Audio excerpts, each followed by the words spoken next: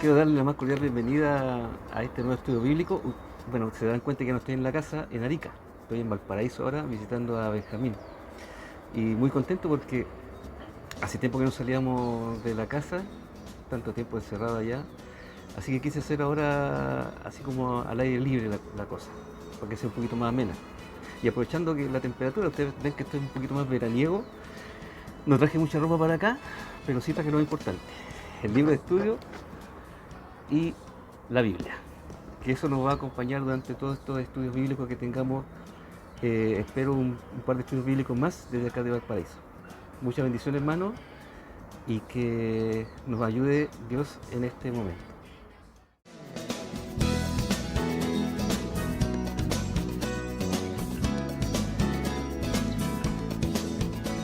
Vamos a hacer un repaso de la semana pasada. Recordaremos que estamos viendo los 5 principales tareas que la iglesia tiene, que Dios nos encomendó a ella. Y veíamos que la semana pasada estábamos viendo la fraternidad, una fraternidad que ama, se llamaba el título de la semana pasada, y se daba el énfasis al compañerismo. Nosotros tratábamos de contestar una pregunta en general: ¿por qué cree usted que los hermanos se van de la iglesia? Muchos comentaristas dicen de que los hermanos se van de la iglesia porque andan buscando la iglesia ideal. ¿En qué consiste esa iglesia ideal? En que se hagan las tareas que esos hermanos piensan que se tienen que hacer. No, dicen que lo que pasa es que aquí el pastor no hace esta tarea, los hermanos no hacen esta otra cosa.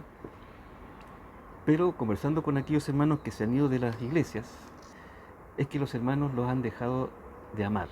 Sienten que los hermanos los han dejado de amar. Y por eso el tema del compañerismo es muy importante para la iglesia.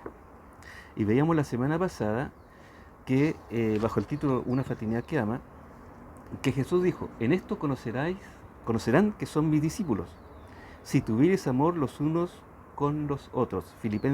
Juan 13:35.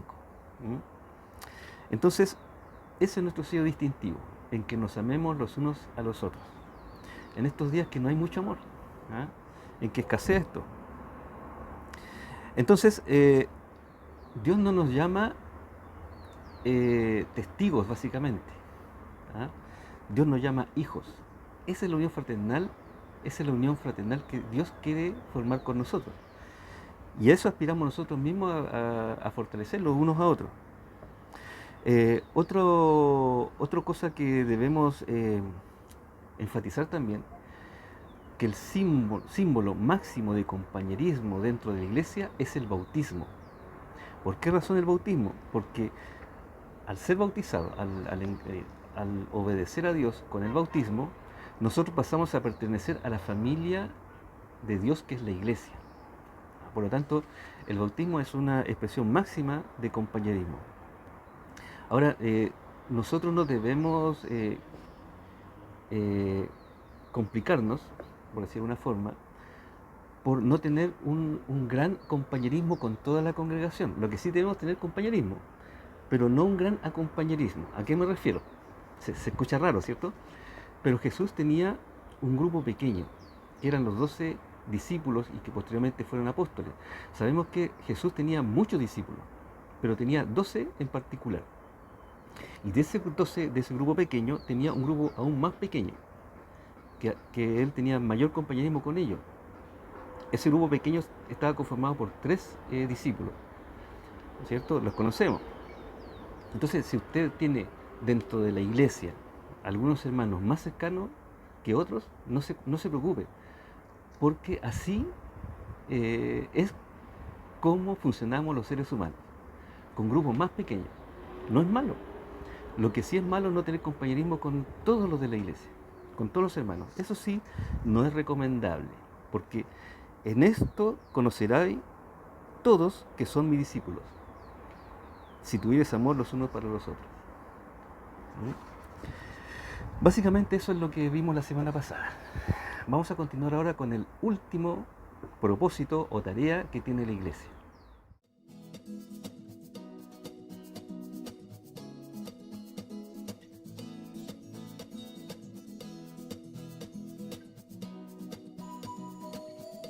Unidad 2. La Iglesia, sus funciones. Una escuela que educa. Vamos a ver ahora la introducción a este estudio bíblico y empieza con la verdad central. ¿Qué dice la verdad central de este estudio?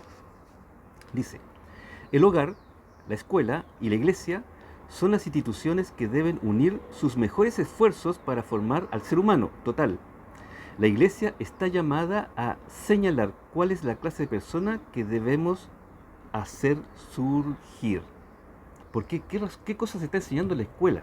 La escuela está enseñando el aborto, está enseñando el feminismo, está adoctrinando a nuestros niños con una ideología de género, ideología antibíblica. Por lo tanto, el hogar y la escuela ya no debería ser así, debe ser el hogar y la escuela dominical, porque en la escuela dominical le enseñamos los valores cristianos a nuestros niños y en el hogar, ¿no es cierto?, también lo hacemos lo mismo. Lo que debe ocurrir es que en el hogar le enseñan los valores cristianos y en la escuela dominical se los reforcemos, los que los padres han hecho en su hogar. Es importante esto. Vamos a la introducción. En este capítulo enfocaremos la quinta función de una iglesia local, la de educar, dice. La iglesia debe ser, de acuerdo con el mandamiento del Señor, una escuela que educa. Exactamente, educar. Educar los valores cristianos. Cristo dio el ejemplo a la iglesia en cuanto a la educación. Él empleó no solo unas horas para llamar y ganar a sus discípulos, sino que empleó gran parte de su ministerio terrenal enseñándoles. Era importante esto lo que hizo Jesús. ¿Por qué razón? Porque tenía un tiempo limitado. Lo que él tenía que hacer, y lo hizo, es sentar las bases del cristianismo. Imagínense que Jesús no hubiera puesto el énfasis en la educación. El tema doctrinario, ¿cómo habría sido? Si doctrinalmente hablando muchas iglesias están muy perdidas, y es cosa de verlo, las iglesias que salen, por ejemplo, en YouTube, la de Centroamérica, Guatemala, etcétera, en Estados Unidos también, ¿y por qué también acá en Arica o en Valparaíso, que es donde estamos ahora? Muchas iglesias están perdidas doctrinalmente hablando, están adorando y haciendo doctrinas de cualquier cosa, se están desviando del camino. Por eso Jesús dio mucho énfasis al tema de la educación. Él tenía que enseñarles bien a esos primeros discípulos para que ellos a su vez enseñaran a sus otros discípulos, y en este momento lo que estamos haciendo nosotros, imagínense cuánto tiempo ha pasado y estamos hablando las mismas cosas que Jesús habló en ese tiempo. Él dijo que era maestro, Juan 13:13, y él señaló, aprended de mí, lo que estamos haciendo nosotros ahora, ¿no es cierto? Mateo 11:29. Las iglesias del primer siglo enfatizaron esta función como lo demuestra el libro de los Hechos y las epístolas. Pablo instaba constantemente a los hermanos en esta dirección. La iglesia se estaba formando en ese tiempo, por lo tanto, sus raíces, su cimiento debía estar bien puesto, bien firme. Y por lo tanto el énfasis en ese tiempo, obviamente que iba a ser la educación, en la enseñanza. Colosenses 2:7. Una iglesia que falla en educar estorba no solo el crecimiento de cada creyente, sino también su propio crecimiento como iglesia. Bien, sí, pero comentando lo que dice el comentarista, es cierto, estorba el crecimiento no solamente del creyente, sino que el de la iglesia. Pero si, imagínense que solamente educáramos, lo que hemos dicho, son cinco los propósitos de la iglesia. No solamente el de educar, sino que también el de evangelizar, ¿no es cierto? El de servir, el de adorar. Uno de estos ministerios que crezca mucho y los otros mengüen, significa que esa iglesia está desbalanceada. Al estar desbalanceada, un organismo significa que está enfermo. Al estar enfermo, pueden suceder varias cosas. Y el peor de todo es que ese organismo muera. Nosotros no queremos que este organismo muera. Debemos estar balanceados. Nuestro organismo necesita un balance alimenticio para poder seguir viviendo en buena forma. Necesitamos las verduras y necesitamos las carnes también. Necesitamos comer arroz y papa. Imagínense que comiéramos pura verdura y nada de carne. Si tuviéramos pura educación y nada de adoración, ¿cómo sería nuestro organismo? Esa es nuestra introducción por el momento. Vamos a ver qué nos dice este interesante estudio. Punto número 1. Los factores del hecho educativo. Mateo 5, del 1 al 2. Viendo la multitud, subió al monte, y sentándose, vinieron a él sus discípulos, y abriendo su boca, les enseñaba, diciendo. En todo proceso educativo intervienen 3 factores indispensables: el maestro, el alumno y la enseñanza que se desea impartir. Este pasaje contiene maravillosamente estos. Y yo le agregaría un cuarto: el método. Es decir, el maestro, alumno, la enseñanza y el método. Jesús usaba mucho el método, y el método era el que sorprendía. Vamos a ver primero el maestro, lo que dice acá el comentarista. El maestro. Los discípulos llamaron a Jesús maestro más que cualquier otro título. Pero ¿saben qué? A él le gustaba el título Señor. Y el título Señor incluye el de maestro. Se lo llama así 45 veces en el Evangelio y más de 70 veces con términos semejantes. Enseñar era su misión principal.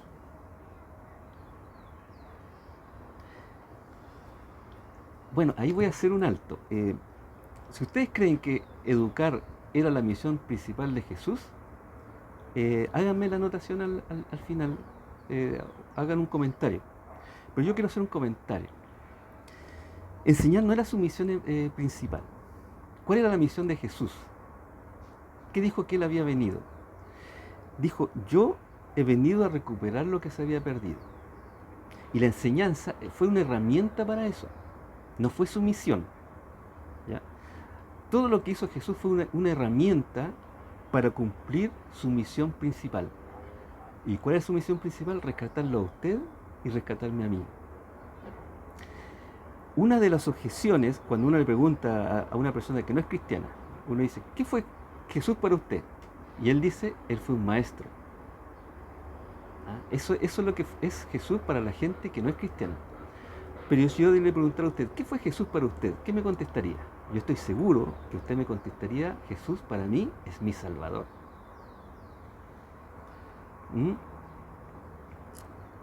Opine. Enseñar era su misión principal, dice aquí el comentarista. La Biblia no nos muestra eso. El salvar al mundo, a usted y a mí, era su misión principal.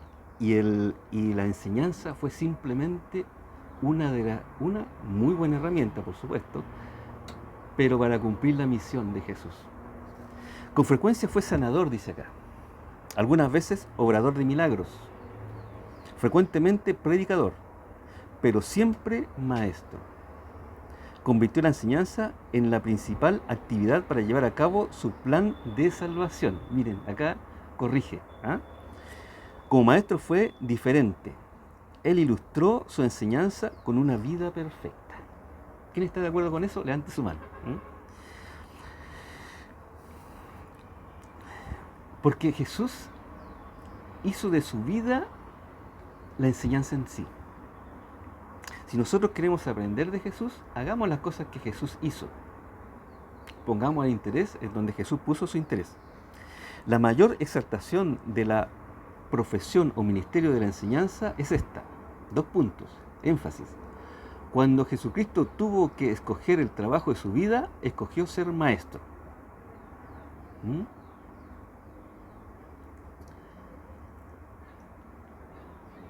Escogió ser maestro, dice, el trabajo de su vida escogió ser maestro. Acá hay un problema porque no fue solamente ese trabajo de su vida, también fue el de servicio. El trabajo de su vida fue maestros, ya está bien, sí, pero el trabajo de su vida también fue servicio. El trabajo de su vida fue adoración. El trabajo de su vida fue proclamación. El trabajo de su vida fue las 5 cosas que nosotros hemos estado estudiando, no solamente ser maestro. Versículo 1. Viendo la multitud, dice, subió al monte. Acá el comentarista dice, como cuando se transfiguró subió al monte, como cuando dio la gran comisión subió al monte. y sentándose, dice la Escritura. Y acá el comentarista dice algo con respecto a sentándose y enseñar. Dice que sentándose era la postura acostumbrada de los judíos que enseñaban. Todavía hoy hablamos de la cátedra del profesor. ¿Y se acuerdan que lo que era la cátedra? Lo vimos en Mateo. Cátedra para los griegos era algo físico. Físicamente era una silla donde se sentaba el maestro. Esa es la cátedra del maestro, esa es la silla del maestro. ¿Ah? Esa es la cátedra donde enseña el maestro, es la silla donde enseña el maestro. Es como dijera, oye, limpiaron la cátedra, le pasaron un pañito, era una silla, ¿ah? Físicamente una silla. Entonces ya vimos ya el maestro Jesús, muy de la mano, ¿ah? Enseñándonos a nosotros, hoy día también nos enseña. En segundo lugar están los alumnos, él o los alumnos. Los discípulos que le seguían, la gente que iba detrás de él, para Jesús, los discípulos, alumnos, eran el objetivo de su enseñanza. Ellos eran el centro de todo lo que trataba de comunicarles. Vivió con ellos, les enseñó mediante el ejemplo, aplicó cada enseñanza a las experiencias diarias de sus alumnos. Por eso vinieron a él sus discípulos. Fíjense que Jesús enseñaba normalmente desde el monte. Desde el monte entregaba toda esa enseñanza. Enseñanza que para nosotros los cristianos, son órdenes, son leyes, son cosas que debemos cumplir. En el monte, cada enseñanza que hacía en el monte era para que nosotros los cristianos lo cumpliéramos. ¿Se acuerda? O usted podría relacionar otra enseñanza en otro monte que se le daba a otra persona para que las personas de ese tiempo lo cumplieran. Cambió la figura de monte con Jesús, enseñanza y órdenes para nosotros, a monte, Moisés, órdenes y enseñanza para nosotros. ¿Se fija cómo Jesús va cambiando? Jesús va transformándose en el nuevo Moisés, que el nuevo Moisés recibió todas las ordenanzas de ese monte, el monte de Horeb. Ahora Jesús, el nuevo Moisés, con nuevas leyes, también desde un monte nos está enseñando a nosotros las leyes que debemos cumplir hasta el día de hoy. ¿Qué dice más acá el comentarista? Dice, versículo 2, y abriendo su boca, dice el versículo. El comentarista dice lo siguiente: no es una manera de decir él dijo, es una expresión con un significado doble. O sea, abriendo la boca no significa más bien él dijo, sino que tiene un significado esa frase, abriendo su boca. Primero, se dice cuando va antes de una declaración solemne, grave y de importancia. Cuando dice abriendo su boca es porque viene una declaración de gran importancia. O segundo, abriendo su boca puede decir o puede significar que se dice cuando una persona está abriendo su corazón. El maestro abrirá su corazón, su mente y todo su ser a aquellos que él desea moldear, cambiar y transformar para poder usar y bendecir en su servicio. Miren lo que significa la frase abriendo su boca. En tercer lugar tenemos la enseñanza. Les enseñaba diciendo, dice el versículo. ¿Qué dice el comentarista? Aquí más que la acción de enseñar o método se refiere al contenido de lo que deseaba transmitir. Esto es su doctrina. Eso es lo que desea transmitir Jesús, su doctrina. Aquella que en la gran comisión él nos encomendaría enseñar. Es decir, la doctrina de Jesús es lo que nosotros debemos enseñar partiendo por el tema de la gran comisión. Aquella en la que perseveraban los primeros cristianos, la que enfatizaban los apóstoles y la que debe ser la preocupación de la iglesia que educa. Es decir, lo que nosotros debemos hacer es enseñar lo que Cristo nos enseñó a nosotros antes. La Iglesia de Jesucristo tiene por necesidad una función docente. La Iglesia debe educar, tanto como predicar, o de lo contrario, no será Iglesia. Mire, la importancia de la educación y de la predicación también. Esta responsabilidad por la docencia, por la educación y por la enseñanza descansa en la Iglesia toda. ¿Qué significa toda? Si usted no tiene el llamado a enseñar, igual tiene que enseñar. Dice acá. Aunque en rigor de verdad es responsabilidad de cada miembro. Cada miembro tiene que enseñar. Cada creyente fue llamado primero a ser discípulo, alumno, y luego a hacer discípulos. ¿Ah?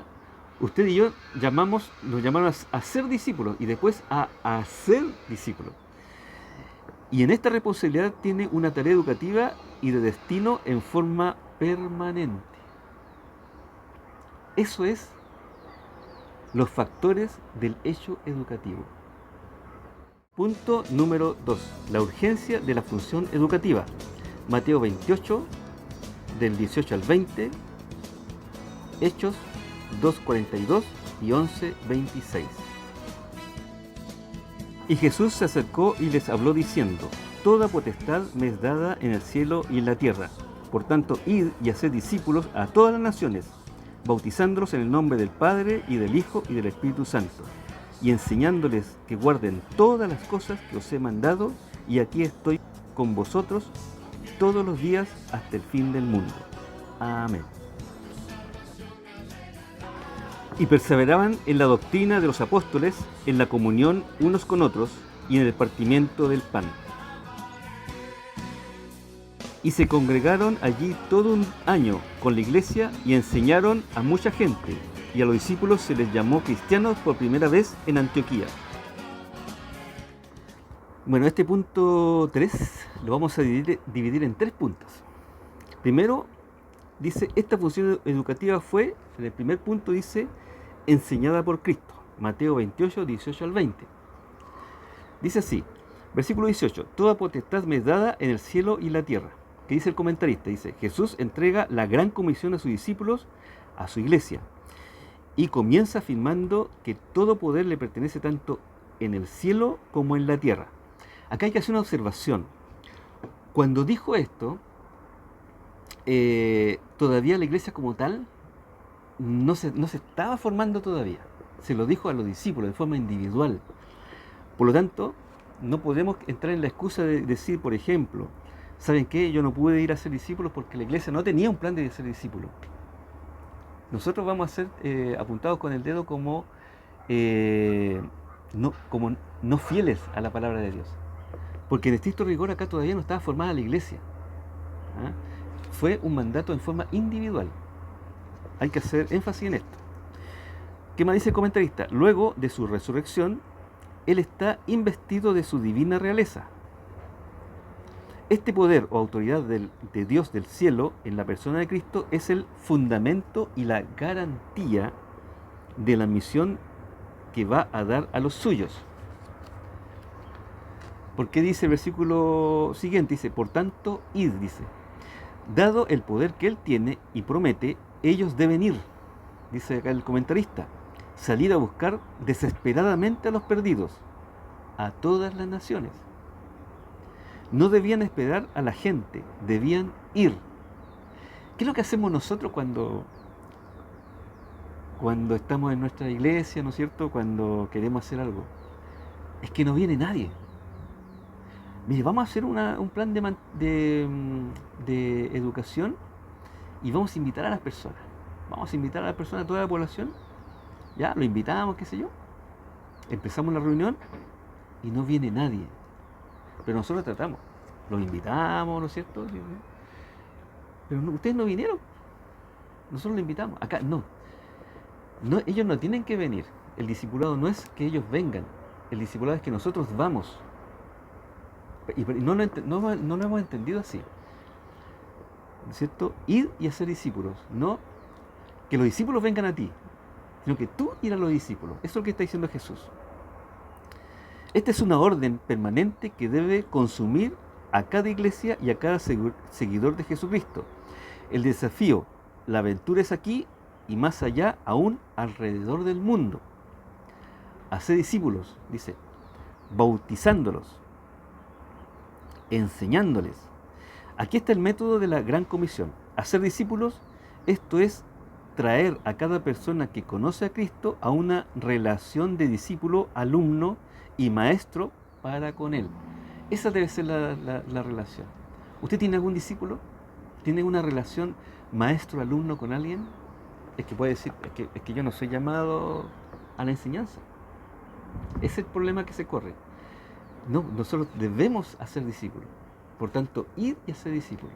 Ahora usted no necesariamente tiene que darle una lección, sino que con su ejemplo. Recuerden que Jesús, gran porcentaje de la enseñanza la tenemos por su ejemplo. Gran porcentaje. La iglesia es la comisionada enviada no a hacer propaganda, dice así aquí, no a repartir tratados, no a invitar, sino a hacer discípulos que aprendan de Cristo y que puedan ellos mismos hacer a otros discípulos. El objetivo de hacer un discípulo es que ese discípulo quede preparado para hacer otros discípulos. Continúa acá el comentarista. Hacer discípulos es el imperativo en el texto de la Gran Comisión. De allí nuestra tremenda y urgente responsabilidad docente.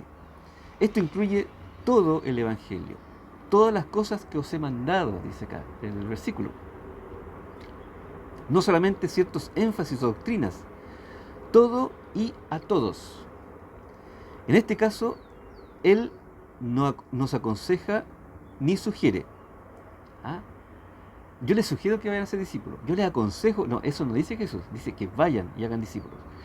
Él ordena, dice acá, manda, haciendo uso de su autoridad soberana, para luego dar la gran promesa. Yo voy a estar con vosotros todos los días. No es que nos va a dejar solos, sino que va a estar con nosotros todos los días. Los envió a la tarea más grande del mundo, a ser discípulos, en todo el mundo, comenzando desde ellos o donde ellos estaban. Pero les promete que les acompañaría la presencia más grande del mundo. Usted no va a estar solo cuando haga discípulos. En segundo lugar está la practicada por la primera iglesia. ¿Cómo ellos hacían discípulos en la primera iglesia? Versículo 2. Y perseveraban, dice acá. ¿Ah?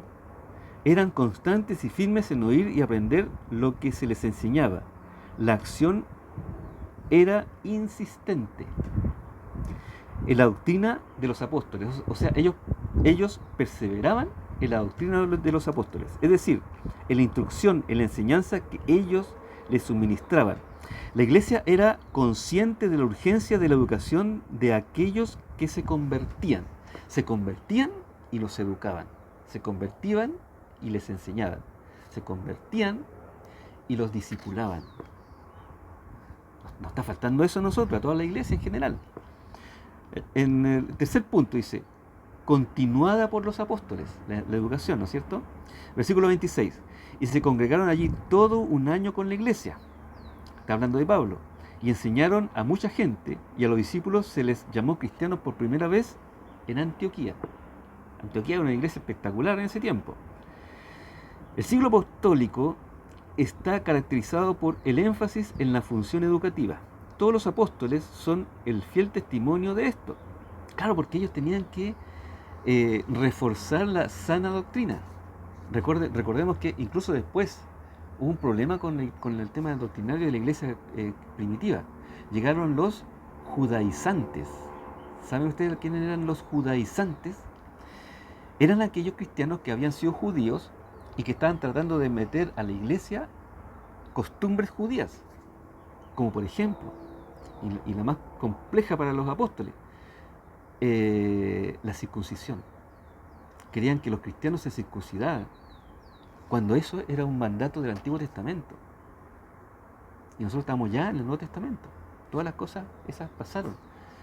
No estamos bajo la ley, pero no significa que estemos sin ley. ¿Y de dónde sacamos la ley? De Jesús. Él nos enseña. Por lo tanto, la tarea de educar era muy importante en ese tiempo, como lo es también hoy día. Era la constante recomendación paulina. 2 Timoteo 1:13. Pablo era apóstol y maestro de los gentiles. Si usted tiene alguna duda o ante la pregunta, ¿cuál de los apóstoles era el apóstol a los gentiles? La respuesta es Pablo. Pablo era el apóstol a los gentiles. Él ejerció esta función docente primeramente en Antioquía, compartiéndola con Bernabé. De este modo enseñaron, dice, entre los dos a mucha gente. Pero evidentemente la enseñanza no era puramente pasiva. La enseñanza tenía el propósito deliberado de hacer discípulos. Es que esta era la comisión recibida, y a los cristianos primitivos se les conocía por entonces como los discípulos. Esto es, personas que aprendían de Jesucristo y a su vez hacían discípulos. Se requiere la enseñanza ordenada de la palabra con la preparación eficaz de maestros que sepan exponer exacta y abundantemente los tesoros de la Biblia. Les repito, no solamente los que están llamados a enseñar o los que tengan el don de la enseñanza, o como se le pueda llamar, son los llamados a enseñar. Es toda la iglesia, hasta el hermano que tiene el don de la oración, debe enseñar, debe hacer discípulos. Todos nosotros debemos hacer discípulos. Enseñar es producir cambios y cambios permanentes. Ese es precisamente el propósito de la función educativa de la iglesia.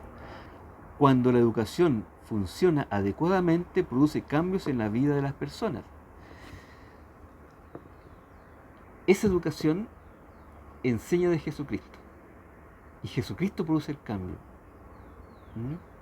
Pero debemos enseñar como Jesucristo dijo que enseñáramos, de acuerdo a su doctrina. Es la única forma que produzca cambios en las personas. Cuando esa educación, a través de la palabra de Dios, es motivada y conducida por el poder de Dios, esos cambios son realmente radicales. Los cambios que conducen a la madurez son el objetivo primordial del ministerio docente de la iglesia. ¿Qué le parece? Punto número 3. El propósito de la acción educativa. Colosenses 3, 12 al 17. Vestidos pues como escogidos de Dios, santos y amados, de entrañable misericordia, de benignidad, de humildad, de mansedumbre, de paciencia, soportándoos unos a otros y perdonándoos unos a otros si alguna tuviere queja contra otro. De la manera que Cristo os perdonó, así también hacedlo vosotros. Y sobre todas estas cosas vestidos de amor, que es el vínculo perfecto, y la paz de Dios gobierne en vuestros corazones, y la que asimismo fuisteis llamados en un solo cuerpo, y sed agradecidos. La palabra de Cristo more en abundancia en vosotros, enseñándoos y exhortándoos unos a otros en toda sabiduría, cantando con gracia en vuestros corazones al Señor con salmos e himnos y cánticos espirituales. Y todo lo que hacéis, sea de palabra o de hecho, hacedlo todo en el nombre del Señor Jesús, dando gracias a Dios Padre por medio de Él. Por eso el apóstol Pablo, en el pasaje que nos ocupa ahora, se refiere en esos versículos a la madurez del carácter que debe identificar a cada uno que ha nacido de nuevo. En primer lugar, cambios en la vida de relación. Versículos 12 y 13. La evidencia más concreta de que Cristo vive en nosotros y que el Espíritu Santo ha producido un cambio es justamente nuestra relación con los demás. Las virtudes genuinamente cristianas señaladas en el versículo 12 son paralelas a las mencionadas por el apóstol en Gálatas 5, 22 y 23. Entonces, es los cambios que produce la enseñanza en la vida del creyente. Pero hay que enseñarle. Si una persona acepta a Cristo como su Señor y Salvador, pero no le enseñamos, nunca va a tener una relación con Él. Nunca va a tener una relación con su Señor y con su Salvador. La única forma que lo conozca es enseñándole acerca de su Salvador y su Señor. En segundo lugar, cambios en el sentir interior. Versículo 14 y 15. Y sobre todas estas cosas vestidos de amor, que es el vínculo perfecto, dice el apóstol. El comentarista agrega lo siguiente: el sentimiento personal debe estar caracterizado por el amor, que según 1 Corintios 13, del 4 al 8, la prominencia del amor, incluye a todas las demás virtudes. Mateo 22:40 y Romanos 13:10 indican que la vida cristiana es siempre positiva. Es más que una colección de virtudes. El amor, dice, es acción. Y eso es importante que sepamos. El amor no es un sentimiento. Yo siento amor, no. El amor es acción, dice acá el comentarista. En tercer lugar, dice que los cambios en la vida religiosa deben ser manifestados. El versículo 16 y 17 dice, la palabra de Cristo more en abundancia en vosotros. ¿Qué dice el comentarista? Dice que el corazón del creyente rebose de la palabra para que ésta penetre toda la vida. Es un eco de lo que Jesús dijo en Juan 15:7 y lo que el salmista dice en el Salmo 1:13, enseñándoos y exhortándoos. ¿Qué desafío para el ministerio docente de cada maestro? Dice acá el comentarista. Que la palabra abunde para que cada uno pueda enseñar y exhortar como discípulo que hace discípulos. Y todo lo que hacéis, dice, todo, hacerlo todo en el nombre del Señor Jesucristo. Nosotros debemos hacerlo todo en el Señor. Y todo es todo. Todo es lo que hacemos en nuestro trabajo, lo que hacemos en el colegio, lo que hacemos en la fila del banco. Todo. Hacerlo en el nombre del Señor Jesucristo. ¿Qué le parece? Este es la última tarea, el último propósito de los 5 que Dios ha encargado que la iglesia haga. Y seguramente usted tiene parte en uno de estos 5 propósitos. Si usted no sabe cuál es su propósito, tiene que continuar orando o pregúntele a un hermano mayor. Hermano o hermana, ¿cuál cree usted que es el propósito mío dentro de esta congregación? ¿Será el de proclamación? ¿Será el de enseñanza? ¿Será el de servicio? ¿Será el de adoración? ¿Será el de compañerismo? Uno de esos es el suyo. Y si no lo está haciendo, la iglesia está desbalanceada. No es bueno que una iglesia esté desbalanceada.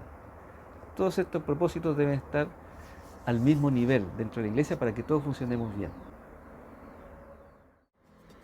Bien, ya hemos terminado ya esta clase de escuela dominical. Hoy día es lunes, ayer recién llegué acá a Valparaíso, estuvimos preparando el viaje por mucho tiempo, tuve que ponerme muy al día en mi trabajo, por lo tanto se me aumentó el trabajo durante la semana. Durante 2 semanas estuve trabajando bastante duro para poder salir tranquilo de vacaciones. Así funciona, así funciona el trabajo.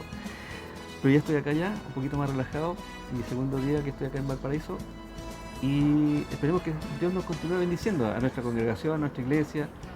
Gracias a Dios que no hay ningún hermano enfermo. Prepárense porque puede venir un segundo rebrote, lo más probable es que así sea. En todo el mundo ha ocurrido, por lo tanto Chile no es ajeno a esto. Cuidémonos, hermanos. Sigamos reuniéndonos en forma virtual como lo hemos hecho hasta ahora y que el Señor nos continúe bendiciendo. Un abrazo para todos. Que el Señor nos bendiga. Nos vemos la próxima semana.